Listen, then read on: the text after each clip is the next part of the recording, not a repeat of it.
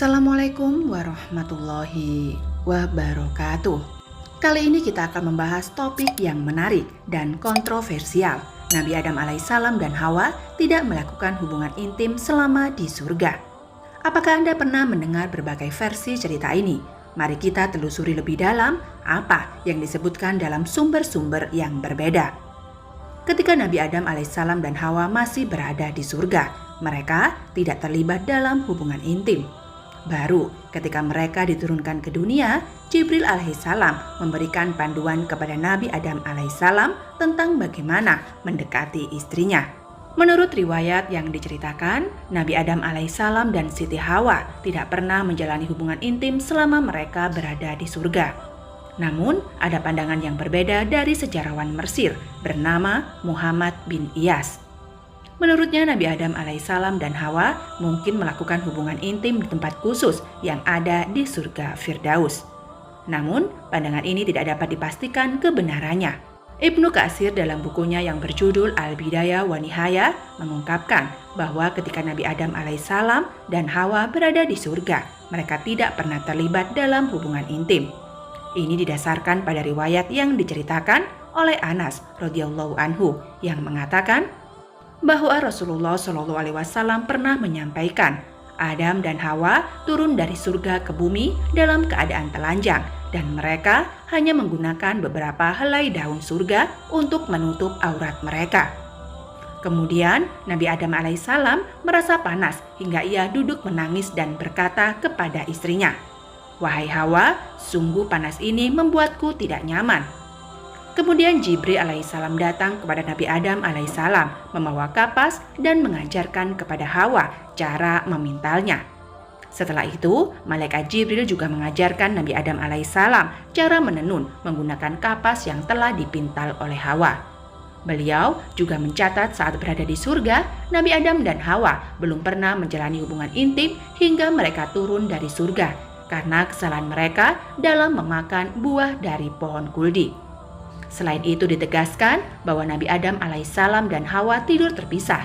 Salah satunya berada di satu sisi dan yang lainnya di sisi yang berbeda. Kemudian malaikat Jibril alaihissalam datang kepada Nabi Adam alaihissalam dan memberikan petunjuk agar mendekati istrinya. Selanjutnya, Jibril juga memberikan panduan kepada Nabi Adam alaihissalam tentang cara mendekati istrinya. Setelah Nabi Adam alaihissalam mendekati istrinya, malaikat Jibril alaihissalam kembali bertemu dengannya dan bertanya, "Bagaimana dengan istrimu?" Nabi Adam alaihissalam menjawab, "Ia adalah seorang yang baik." Sementara itu dalam karya Syekh Muhammad bin Ahmad bin Iyas yang diterjemahkan oleh Abdul Halim berjudul Kisah Penciptaan dan Tokoh-tokoh Sepanjang Zaman, dijelaskan bahwa ketika Nabi Adam alaihissalam dan Hawa dibawa oleh malaikat ke surga Firdaus, mereka melihat sebuah ranjang yang terbuat dari permata. Memiliki panjang 700 kaki dan terbuat dari yakut merah. Di atas ranjang tersebut terdapat kasur dari sutra hijau. Malaikat berkata, "Wahai Adam, tinggallah di sini bersama Hawa." Maka keduanya turun dan duduk di atas ranjang yang indah itu. Lalu mereka disajikan dengan 2 petik anggur dan 1 petikannya begitu panjang sehingga bisa menempuh perjalanan sehari semalam. Nabi Adam alaihissalam dan Hawa menghabiskan waktu dengan makan, minum, dan bermain di taman surga yang mempesona. Ketika Nabi Adam alaihissalam ingin bersenggama dengan Hawa, mereka masuk ke dalam kubah yang terbuat dari permata dan jabarjun. Mereka dilindungi oleh sutra yang lembut. Selain itu, ketika Hawa berjalan-jalan di dalam istana, ia selalu ditemani oleh bidadari yang tidak terhitung jumlahnya. Seperti yang dijelaskan oleh Syekh Muhammad bin Ahmad bin Iyas, Syekh Muhammad bin Iyas adalah salah satu sejarawan terkemuka dalam sejarah Mesir modern yang menjadi saksi invasi Utsmaniyah di Mesir.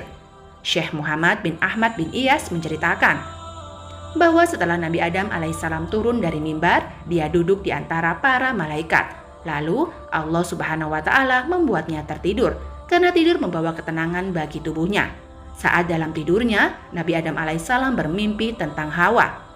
Meskipun saat itu Hawa belum diciptakan, Nabi Adam alaihissalam merasa tertarik kepada Hawa ketika pertama kali melihatnya. Kemudian Allah Subhanahu wa Ta'ala menciptakan Hawa dari tulang rusuk Adam yang berada di sebelah kirinya. Dari tulang rusuk tersebut, Hawa diciptakan dengan keindahan yang luar biasa, bahkan dianugerahi 1000 kecantikan seperti bidadari, sehingga Hawa menjadi wanita yang paling cantik di antara semua wanita. Dan dari pernikahan mereka, keturunan mereka akan terus ada hingga hari kiamat. Hawa memiliki rambut yang terdiri dari 700 kepangan dan tingginya setara dengan Adam. Dia diberikan pakaian dan perhiasan yang berasal dari surga, sehingga kecantikannya bersinar lebih terang daripada matahari. Setelah Nabi Adam alaihissalam terbangun dari tidurnya, dia kaget mendapati Hawa ada di sampingnya. Nabi Adam alaihissalam terasuh kisah kuat kepadanya. Maka dikatakan kepada Adam alaihissalam, janganlah engkau lakukan mengumpulinya sampai engkau membayar mas kawinnya. Nabi Adam alaihissalam bertanya, mas kawinnya apa? Allah menjawab, aku melarangmu untuk mendekati pohon cinta gandum dan tidak memakan buahnya. Itulah mas kawin yang harus engkau bayar. Menurut sebuah riwayat, Allah Subhanahu wa Ta'ala berfirman, pertama-tama berikanlah mas kawinnya. Nabi Adam alaihissalam bertanya, apa mas kawinnya? Allah menjelaskan, mas kawinnya adalah melantunkan sholawat kepada nabiku dan kekasihku yaitu Muhammad.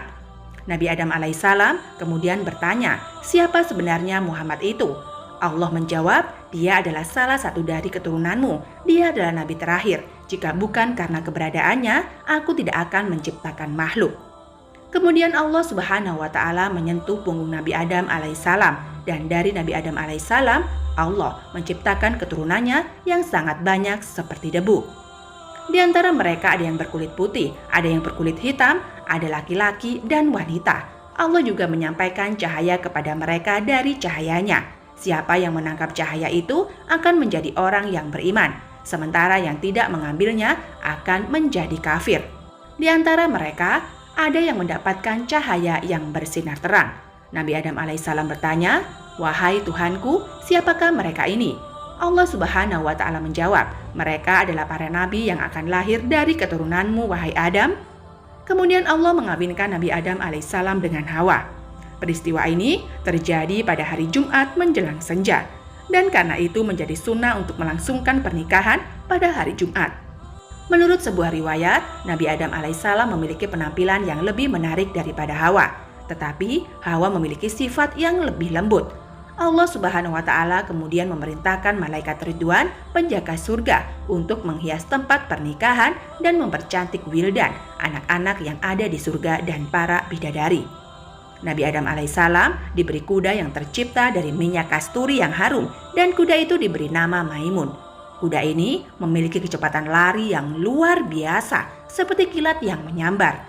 Ketika ada kuda Maimun hadir di depan Nabi Adam alaihissalam, Nabi Adam pun langsung menungganginya. Hawa juga diberikan unta yang berasal dari surga dengan haudah yang terbuat dari permata di atasnya.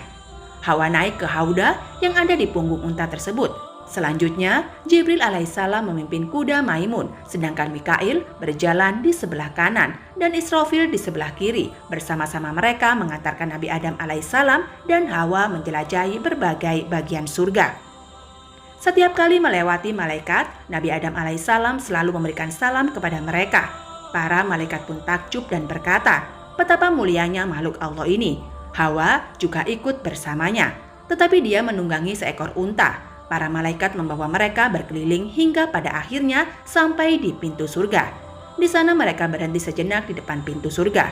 Allah Subhanahu wa Ta'ala mewahyukan kepada Nabi Adam alaihissalam, inilah surgaku dan rumah kemuliaanku. Masuklah kalian berdua ke dalamnya dan makanlah kalian berdua dengan makanan-makanan yang banyak lagi baik, di mana saja yang kalian berdua sukai, dan janganlah kalian berdua dekati pohon ini yang menyebabkan kalian berdua termasuk orang-orang zalim. Quran Surat Al-Baqarah ayat 35. Sahabat beriman, kisah ini telah diceritakan di dalam berbagai perspektif. Kami sangat ingin mendengar pendapat Anda tentang topik ini.